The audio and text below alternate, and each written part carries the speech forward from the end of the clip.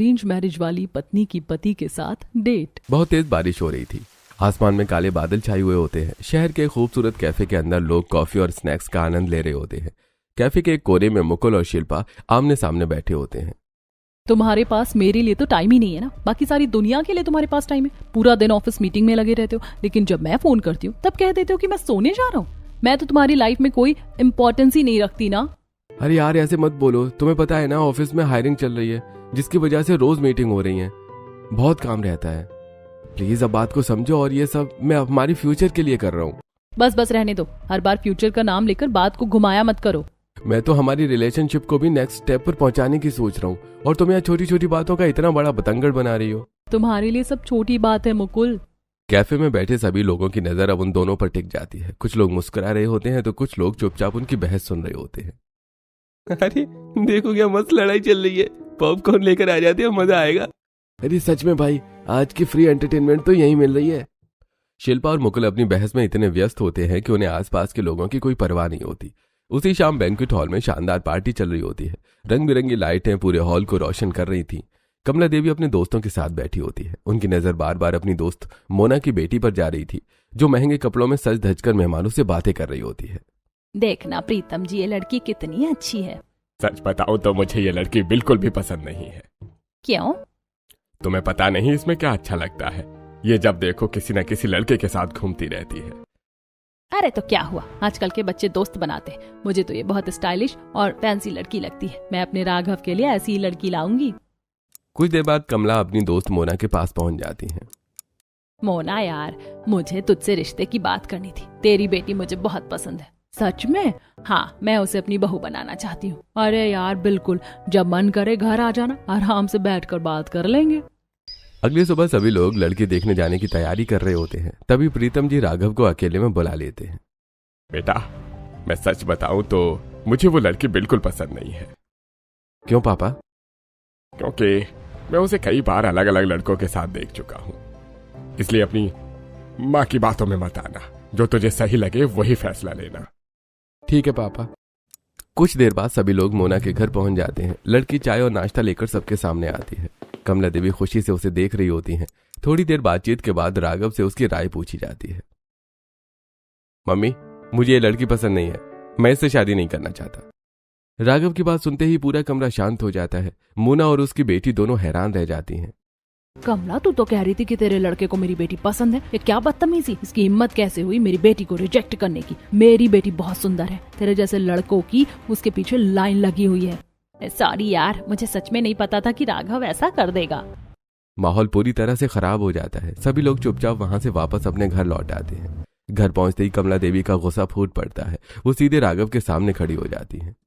तुम्हारी हिम्मत कैसे हुई मेरी बेइज्जती करवाने की। मेरी सालों पुरानी दोस्ती तुम्हारी एक ना ने खत्म कर दी।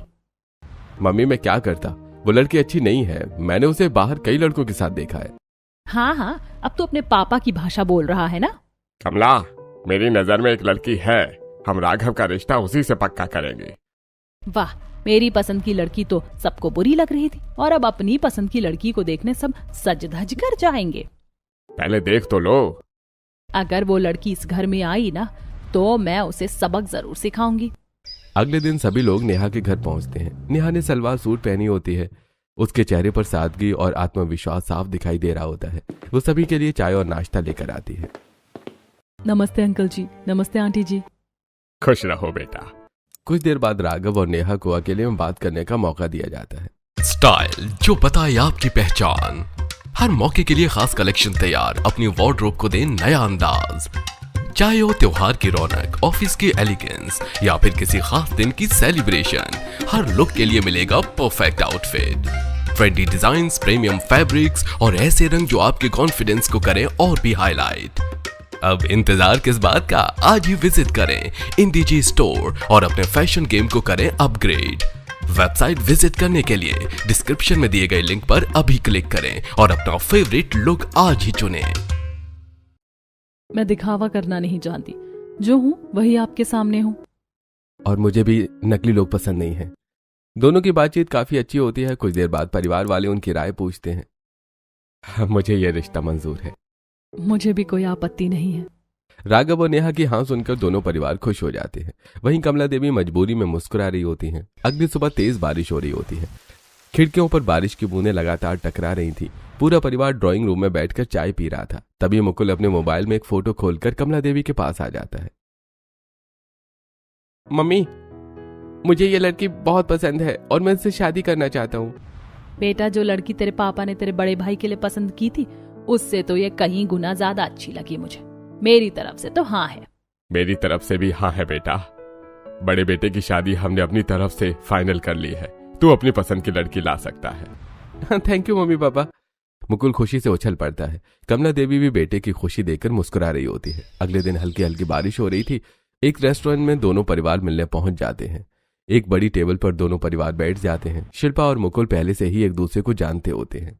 क्यों ना बच्चों को थोड़ी देर अकेले बात करने दी जाए? हाँ बिल्कुल। दोनों को एक साइड में लगी छोटी सी टेबल पर भेज दिया जाता है। खिड़की के बाहर बारिश की बूंदें गिर रही थी। माहौल बिल्कुल किसी डेट जैसा लग रहा होता है। अब फाइनली हमारी लव मैरिज होने वाली है। हमारे परिवार वालों ने हमें एक्सेप्ट कर लिया। अच्छा, अगर शादी के बाद मेरी बातें नहीं सुनी ना तो देख लेना, तुम्हारी टांगे तोड़ दूंगी। अरे मैडम, आपकी सेवा में मैं 24 घंटे हाजिर हूँ। दोनों हंसने लगते हैं। दूसरी तरफ बड़ी टेबल पर दोनों परिवार रिश्ते की बात कर रहे होते हैं। हमारा बेटा आपकी लड़की को बहुत पसंद करता है और हमारी बेटी भी आपके लड़के को बहुत पसंद करती है। अरे भाई, आजकल तो अरेंज मैरिज से ज्यादा लव मैरिज अच्छी है। लड़का लड़की कम से कम पहले से एक दूसरे को जानते तो हैं। बातचीत में भी कोई दिक्कत नहीं होती। भाई साहब, शादी कोई सी भी हो, निभानी आनी चाहिए। सभी लोग सहमति में सिर हिलाते हैं। कुछ देर बाद मिठाई मंगवाई जाती है। बधाई हो, आपको भी बधाई हो। दोनों परिवार एक दूसरे को मिठाई खिलाते हैं और गले लग जाते हैं। रिश्ता पक्का हो जाता है। कुछ महीनों बाद दोनों बेटों की शादी एक साथ हो जाती है। पूरे घर में खुशियों का माहौल होता है। ढोल नगाड़े बज रहे होते हैं। नेहा और शिल्पा एक साथ दुल्हन बनकर घर में आती हैं। कमला देवी शिल्पा को बहुत पसंद करती हैं क्योंकि वो उनके बेटे मुकुल की पसंद होती है। वहीं नेहा को वो पसंद नहीं करती क्योंकि वो प्रीतम जी की पसंद होती है।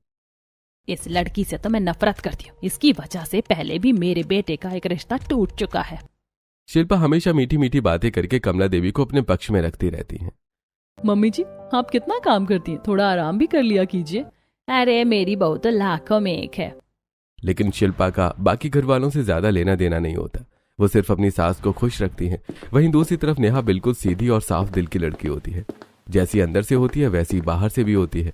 वो पूरे परिवार का ध्यान रखती है। पापा जी, आपकी दवाई का टाइम हो गया है। मम्मी जी, आपके लिए अदरक वाली चाय बना दूं? रहने दो। कमला चाहे जितना बुरा व्यवहार करे लेकिन नेहा हमेशा उनका सम्मान करती रहती है। नेहा अपने पति राघव का भी खूब ध्यान रखती है। वो उसे अपनी पलकों पर बिठाकर रखती है। एक शाम मुकुल और शिल्पा अपने कमरे में बैठे होते हैं। मुकुल लैपटॉप पर कुछ जरूरी फाइलें देख रहा होता है।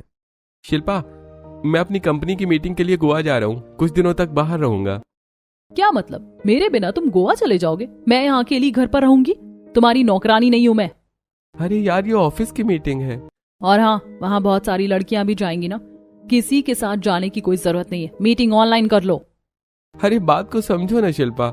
मैंने बोल दिया ना, मीटिंग घर पर होगी तो घर पर ही होगी। मुकुल चुपचाप हो जाता है और उसी समय दूसरे कमरे में राघव और नेहा बैठे होते हैं। दोनों चाय पीते हुए बातें कर रहे होते हैं। यार, मेरी एक मीटिंग है और वहां कुछ फीमेल क्लाइंट्स भी होंगी, तो तुम्हें इनसिक्योर होने की कोई जरूरत नहीं है। अरे ये कैसी बात कर दिया आपने? ये तो आपका प्रोफेशन है। रोज न जाने कितनी लड़कियां आपसे मिलती होंगी। अब मैं हर लड़की से इनसिक्योर थोड़ी ना हो जाऊंगी। वैसे भी मुझे अपने पति पर पूरा ट्रस्ट है। मुझे पता है वो मेरे साथ कितने लॉयल हैं। राघव मुस्कुरा देता है। वो प्यार से नेहा का हाथ पकड़ लेता है। मेरी प्यारी बीवी, बस भी कीजिए। दोनों मुस्कुराने लगते हैं। एक तरफ भरोसे और सम्मान वाला रिश्ता होता है, वहीं दूसरी तरफ शक और कंट्रोल वाला रिश्ता धीरे धीरे अपनी नींव कमजोर कर रहा होता है। दोपहर को कमला देवी ड्राइंग रूम में बैठी होती है। शिल्पा उनके पास बैठी बातें कर रही होती है। मम्मी जी, आपके हाथ का खाना तो एकदम जादू है। आप तो बिल्कुल मेरी मम्मी जैसी हो। सच कहूँ तो मैं आपको अपनी असली माँ ही मानती हूँ। मुझे पता है बेटा तो मेरा कितना ख्याल रखती है। एक वो नेहा है जो मेरी खैर खबर तक नहीं लेती। सही कहा है लोगों ने, लव मैरिज ज्यादा अच्छी होती है अरेंज मैरिज से। उसी समय नेहा रसोई से कमला देवी के लिए खाना लेकर आती है। वो प्लेट टेबल पर रख देती है। मम्मी जी, आपका खाना। नेहा जैसे ही वापस मुड़ती है कमला देवी नाराज हो जाती हैं। खाना रखकर चली गई। मुझसे बोला तक नहीं कि खाना खा लो। मैं घर का कोई कुत्ता थोड़ी हूँ कि खाना रखकर चली गई और टोकना भी जरूरी नहीं समझा। नेहा तुरंत रुक जाती है। मम्मी जी, आप ये कैसी बात कर रही हैं? मैं अपने हाथों से खाना लगा कर लाई हूँ आपके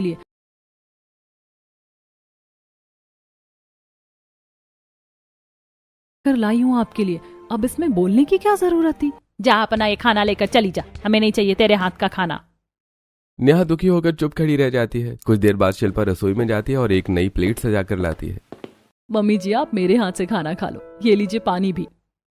कमला देवी मुस्कुराते हुए खाना खाने लगती हैं। यही है मेरी असली बहू, वो नेहा तो बस प्रीतम जी की सेवा करती रहती है, हमें तो कुछ समझती ही नहीं। नेहा दूर खड़ी सब सुन रही होती है लेकिन फिर भी कुछ नहीं कहती। क्या शिल्पा का ढोंग सबके सामने आ पाएगा या वो इस घर को हमेशा के लिए तोड़ देगी? समय बीतने लगता है। शिल्पा का व्यवहार धीरे धीरे सामने आने लगता है। कमरे के अंदर वो मुकुल से काम करवाती रहती है। मुकुल, मेरी वार्डरोब ठीक कर दो। ठीक है। और ये सैंडल भी साफ कर देना। अभी? हाँ अभी। मुकुल बिना कुछ बोले उसके सारे काम करता रहता है। वहीं दूसरी तरफ नेहा हमेशा राघव का साथ देती है, उसकी हर छोटी बड़ी जरूरत का ध्यान रखती है। खाना खा लिया आपने? हाँ मैडम। झूठ मत बोलिए। अच्छा बाबा, अभी खाने जा रहा हूँ। एक दिन नेहा राघव को सरप्राइज देने का फैसला करती है। आज शाम ऑफिस के बाद सीधे घर मत आना। क्यों? लोकेशन भेज रही हूँ, वहीं आ जाना। शाम को राघव एक खूबसूरत रिजॉर्ट पहुंचता है। वहां नेहा उसका इंतजार कर रही होती है। दोनों साथ बैठकर कॉफी पीते हैं और कुछ समय एक दूसरे के साथ बिताते हैं। आज का सरप्राइज बहुत अच्छा था। कभी कभी पति को भी स्पेशल फील करवाना चाहिए। अरे तुम सच में मेरी जिंदगी की सबसे अच्छी चीज हो। उधर दूसरी तरफ एक रात शिल्पा अपने कुछ दोस्तों के साथ एक क्लब में बैठी होती है। तेज म्यूजिक बज रहा था और लोग डांस कर रहे होते हैं। तभी एक लड़का उसके पास आता है। क्या मेरे साथ डांस करेंगी? शिल्पा मुस्कुराकर उसका हाथ पकड़ लेती है और दोनों डांस फ्लोर पर चले जाते हैं। कुछ देर तक वो डांस करते हैं और बातें करते हैं। रात काफी हो चुकी होती है। अब मुझे चलना होगा, मेरा पति मेरा इंतजार कर रहा होगा। ओह, लेकिन नंबर तो देती जाइए। अरे आगे कभी आपसे बात करने का मन कर गया तो? शिल्पा कुछ पल सोचती है और फिर मुस्कुरा देती है। अच्छा, नंबर भी चाहिए? वो उसे अपना नंबर दे देती है और वहां से चली जाती है। उधर घर में मुकुल उसका इंतजार कर रहा होता है। शिल्पा, कभी हम दोनों भी कहीं बाहर घूमने चलेंगे। एक दिन में तुम्हें बहुत अच्छी ट्रिप पर लेकर जाऊंगा। रहने दो, सपने दिखाने में तो तुम बहुत अच्छे हो। मुकुल चुप हो जाता है। उसे समझ नहीं आता कि वो अपनी पत्नी को खुश करने के लिए और क्या करे। वहीं दूसरी तरफ राघव और नेहा का रिश्ता भरोसे, सम्मान और साथ में मजबूत होता जा रहा था। शाम को नेहा एक बड़े मॉल के बाहर खड़ी होकर राघव का इंतजार कर रही होती है। सड़क पर हल्की बारिश हो रही थी। तभी कुछ लड़के वहां आते हैं और उसे परेशान करने लगते हैं।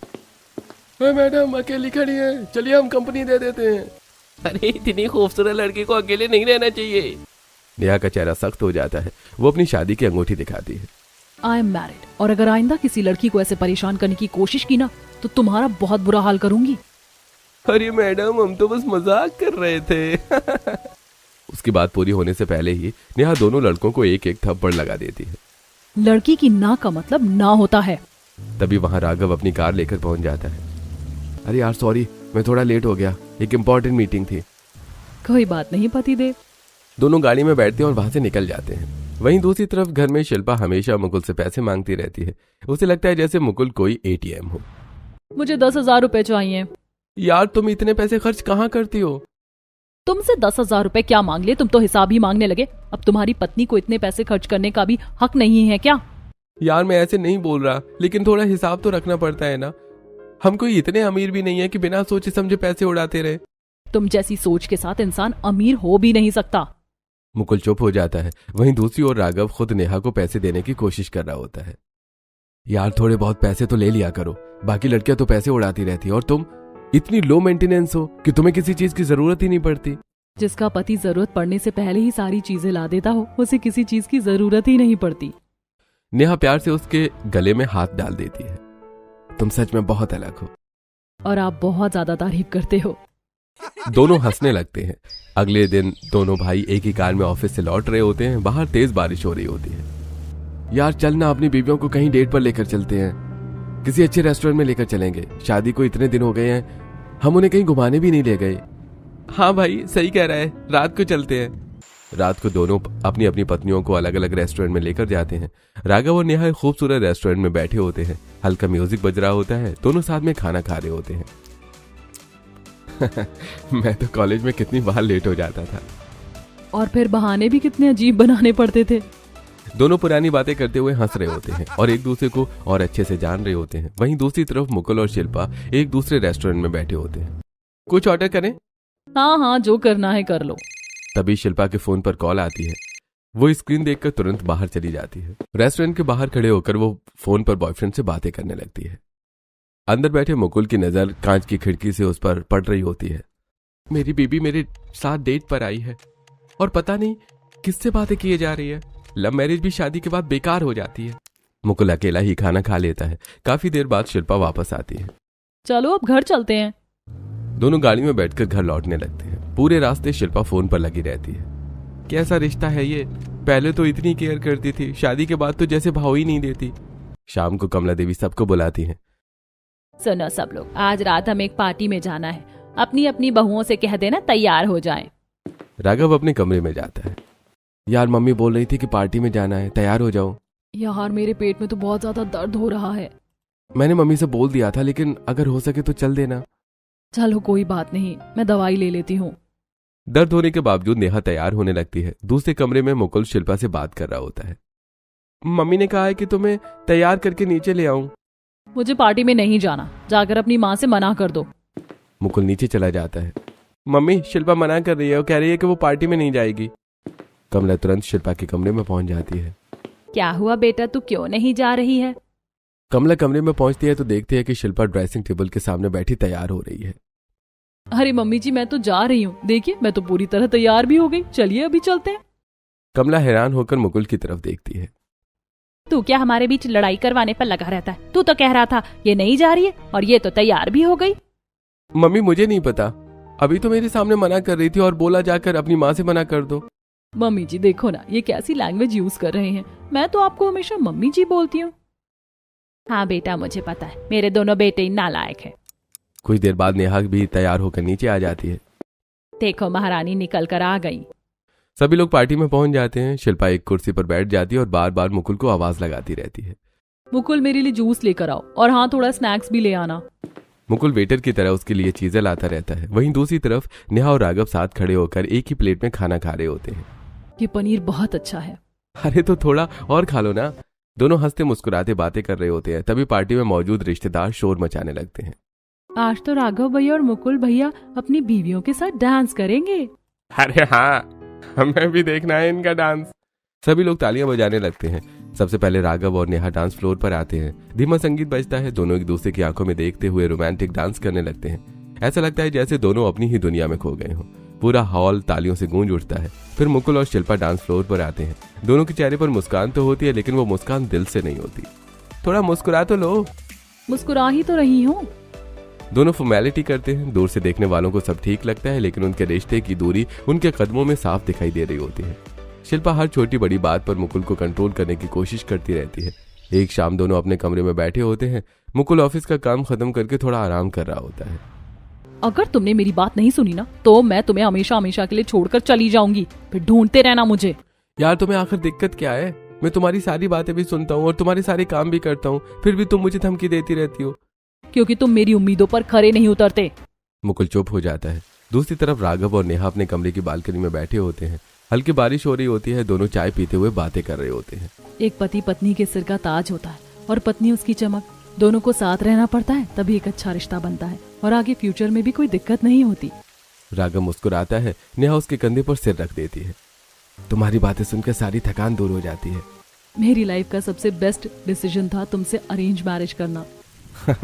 और मेरा सबसे अच्छा डिसीजन था तुम्हें हाँ बोलना। देखते ही देखते दोनों कपल्स की शादी को 1 साल पूरा हो जाता है। सालगिरह का दिन आ जाता है। मुकुल अपनी शादी की सालगिरह पर शिल्पा को खुश करने के लिए पूरा दिन प्लान करता है। वो उसे मॉल लेकर जाता है। दोनों खूब शॉपिंग करते हैं। कुछ देर बाद दोनों एक बड़े रेस्टोरेंट के बाहर पहुंचते हैं। मुकुल ने अंदर एक खूबसूरत कैंडल लाइट डिनर बुक किया होता है, लेकिन जैसे ही दोनों रेस्टोरेंट के गेट तक पहुंचते हैं अचानक तेज मूसलाधार बारिश शुरू हो जाती है। शिल्पा ने हाई हील्स पहन रखी होती हैं। बारिश का पानी देखकर उसका मूड खराब हो जाता है। उफ, ये क्या बेकार मौसम है।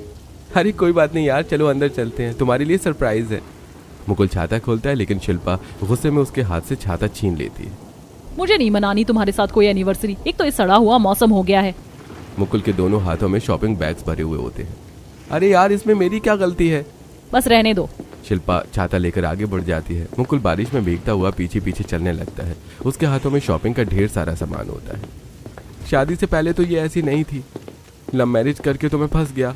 मुझे लगा था शादी के बाद सब कुछ सेटल हो जाएगा। बारिश में भीगते हुए मुकुल का चेहरा पूरी राघव अपनी शादी की सालगिरह भूल जाता है, लेकिन नेहा ने उसके लिए एक खूबसूरत सरप्राइज प्लान कर रखा होता है। शाम को नेहा राघव को एक रिजॉर्ट लेकर जाती है। रास्ते भर राघव को नहीं पता होता कि नेहा क्या प्लान कर रही है। आखिर हम जा कहाँ रहे हैं? बस 5 मिनट और इंतजार कर लो। दोनों गाड़ी से उतरते हैं। सामने एक खूबसूरत रिसॉर्ट होता है। तभी अचानक तेज बारिश शुरू हो जाती है। राघव गाड़ी लॉक कर रहा होता है कि तभी नेहा जल्दी से अपनी साड़ी का पल्लू उसके सिर पर कर देती है। अरे तुम खुद भीग जाओगी। पति भीग जाए और पत्नी बची रहे, ऐसा कहाँ होता है? नेहा उसका हाथ पकड़कर रिसॉर्ट के अंदर ले जाती है।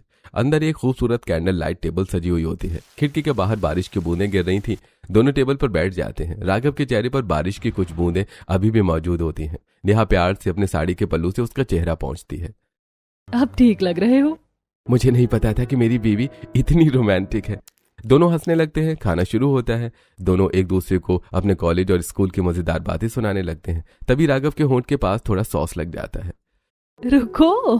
वो अपने रुमाल निकाल कर उसका चेहरा साफ करती है। आसपास बैठे लोग उन लोगों को देखकर मुस्कुरा रहे होते हैं। वाह, ये दोनों कितने अच्छे कपल लग रहे हैं। लगता है इनकी लव मैरिज हुई है। राघव उनकी बात सुन लेता है। अरे नहीं, हमारी अरेंज मैरिज हुई है। सच में? अरे आप दोनों को देखकर तो नहीं लगता। God bless you. Thank you. Romantic माहौल होता है। दोनों एक दूसरे का हाथ पकड़े बैठे होते हैं। राघव प्यार से नेहा की तरफ देखता है। शायद सालगिरह भूल जाना मेरी गलती थी, लेकिन तुम जैसी पत्नी मिलना मेरी जिंदगी के सबसे बड़ा गिफ्ट है।